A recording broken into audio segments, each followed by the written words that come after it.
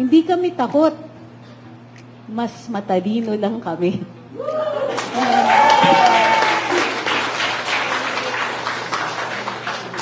Also, panghabol lang po. Aside from mas matalino kami, we are not Filipinos for nothing. May tanong po ba kayo? Tapos na po lahat ng individuals na magsalita. Maaari po tayong tumanggap ng katanungan. May I add one more thing lang po? Kanina, gusto akong ipa-disbar.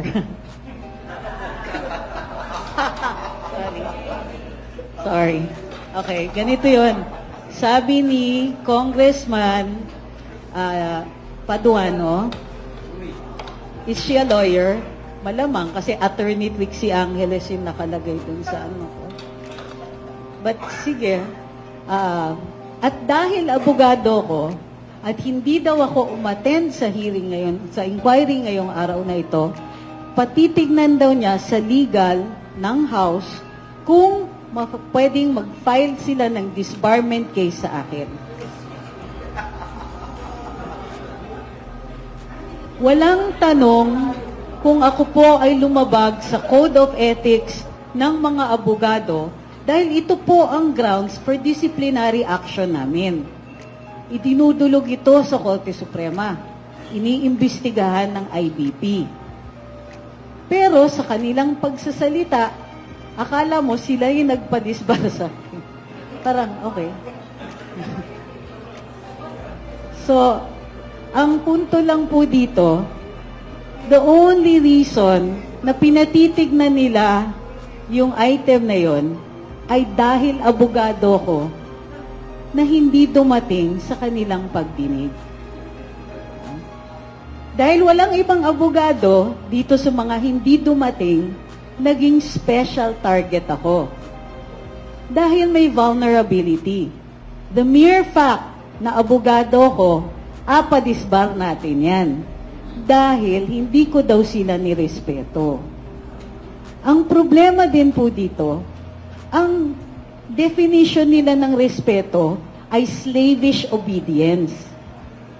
Hindi po respeto na mutual. Gusto nila, ang sabihin nila, kahit invitation yan, ang basa dapat natin dito ay command.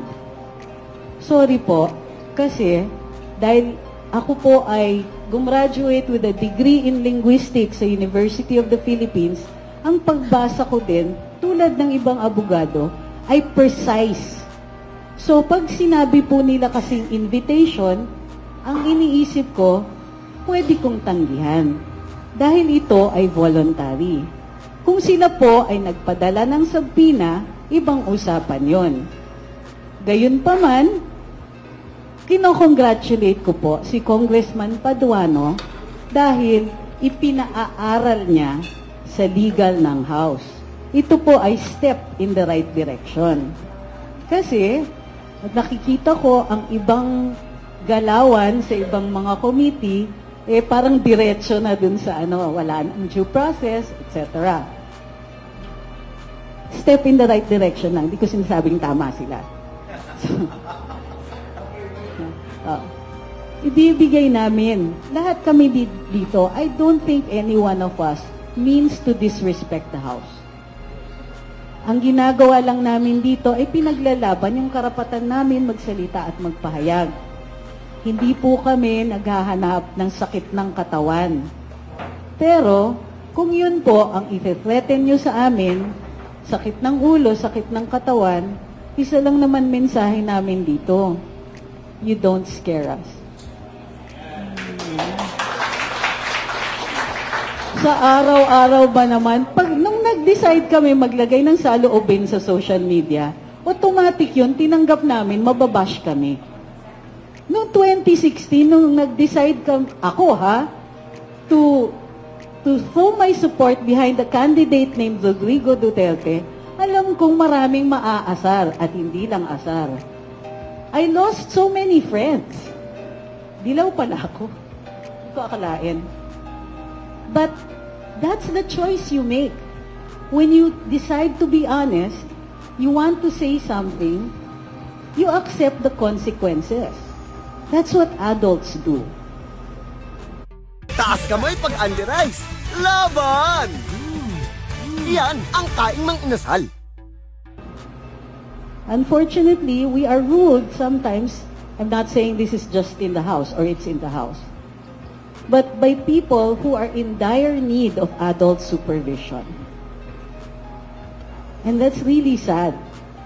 Kasi, di ba, we expect our officials, binoto natin sila because we thought that they could lead us. Ang lungkot naman na they think that they can do this because time is on their side. Kumbaga, okay lang, lapastanganin natin ang karapatan nitong taong to. Anyway, they have to go to court to defend their rights. It's gonna take some time, and in the meantime, i-detain natin sila.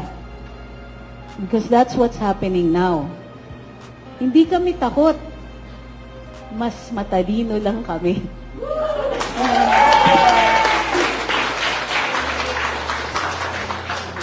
Also,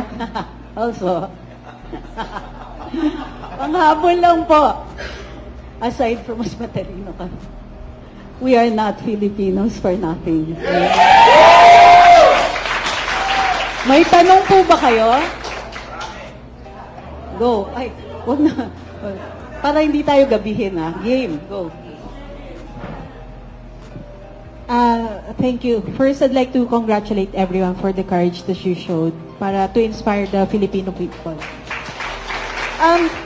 Yung tanong ko is addressed to Attorney Trixie actually, no? Attorney Trixie, para lang din sa kapakanan ng mga maraming nanonood, no? At isang payak na pagpapaliwanag. After today that we or you submitted the petition sa Supreme Court, ang House po ba can still execute yung mga show cause orders or yung mga subpoena na nabanggit nila kanina? It depends on what the action is from the court.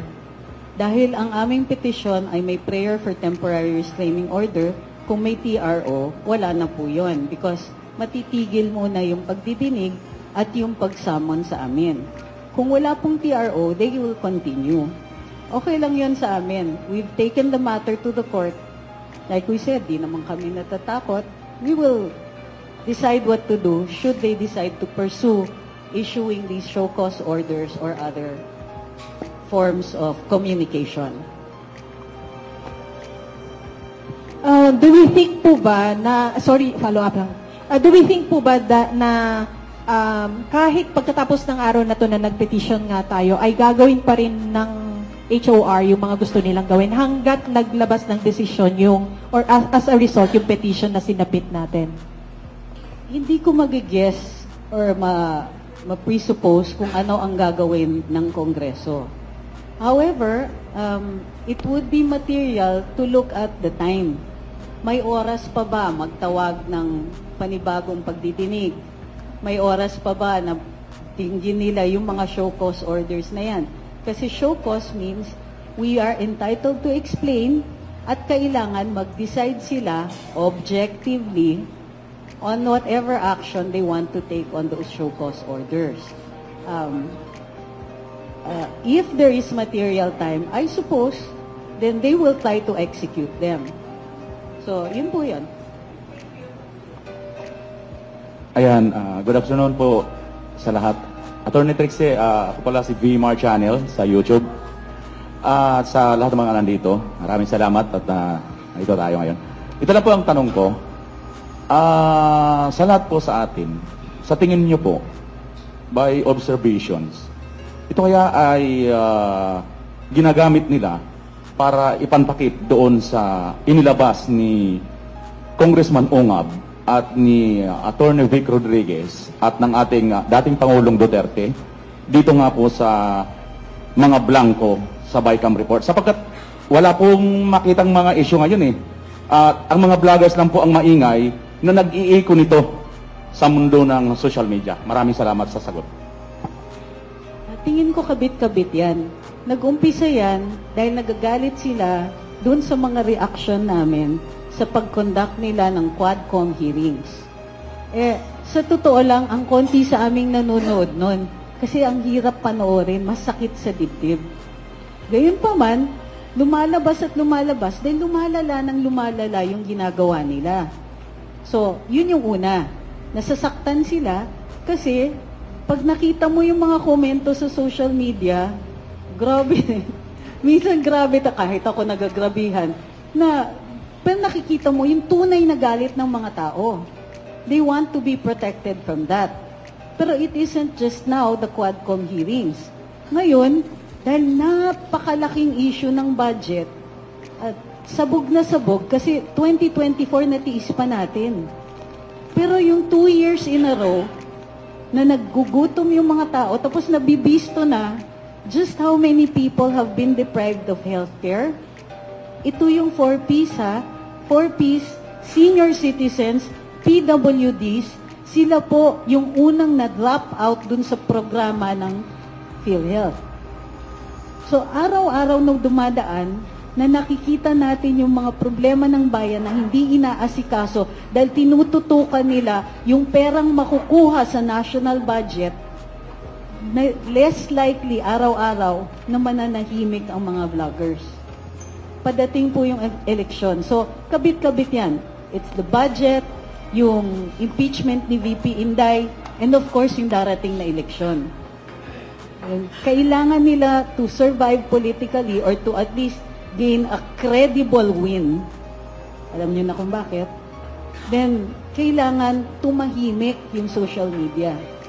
So, yun po yung kabit-kabit lang yun. Kasi yung nag-expose ng mga pangyayari na ganyan at nagdi-disseminate ng impormasyon na yan ay vloggers. Yan po talaga ang status dito sa Pilipinas. Follow-up na lang po, Attorney. Makukonclude ba natin na masasabi ba natin na natutumbok po ng mga vloggers ang tunay na issue at problema ng bansa? I don't know if there's such a thing as tunay na issue kasi ang daming issue at lahat totoo or madalas totoo. So, ang trabaho naman ng any media, whether it be, nagkaroon lang kasi ng social media, pero any form of media, alam nyo sa international humanitarian law, ang definition ng journalist is a person who collects information and disseminates it. So all of us are journalists under the international humanitarian law and entitled to protection. So, yung sinasabi mong para pagtakpan ng tunay na issue, no. It's for more information. Ang ginagawa ng vloggers is it just widens the sphere where information is disseminated. So, sa ibang mga tao, nakakatakot yun. Kasi nawawalan sila ng space magtago. At kung ikaw po ay public, ikaw ay official ng gobyerno, at hindi tama lahat ng ginagawa mo, doble yung takot. Which is the entire purpose of the freedom of speech, di ba? So yun po yun. It's really, it isn't about a truth. It's about the space for information where all of us can come to our own conclusions. Wala kasing pwedeng magsabi kung ano ang katotohanan. Halimbawa, hindi nila dinidefine ang fake news. Alam nyo kung bakit? Kasi ang hirap i-define. Halimbawa, si Galileo, sinabi niya, heliocentric ang solar system.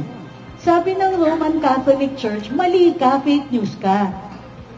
600 years later, nag-sorry sila. Totoo to. Ay, totoo to. 600 years later. Si Galileo di naman natinag. After nung hearing niya, palabas siya ng kwarto. Kinikwento to ng astronomy professor ko. Nax. So, nung habang lumalabas siya sa kwarto, alam mo sabi niya, and yet it turns. Kasi sinabihan siya, you have to stay for humankind that the earth does not rotate around the sun. Rotate, pero in Italian kasi parang turns. So, nung pumayag siya, sinabi niya masama, dumikit sa ngalangala. Pero sinabi niya, but as he was walking out the room, sabi niya, and yet it turns. narinig siya, pero pinabayaan na siyang lumabas. Yun rin sinasabi namin dito.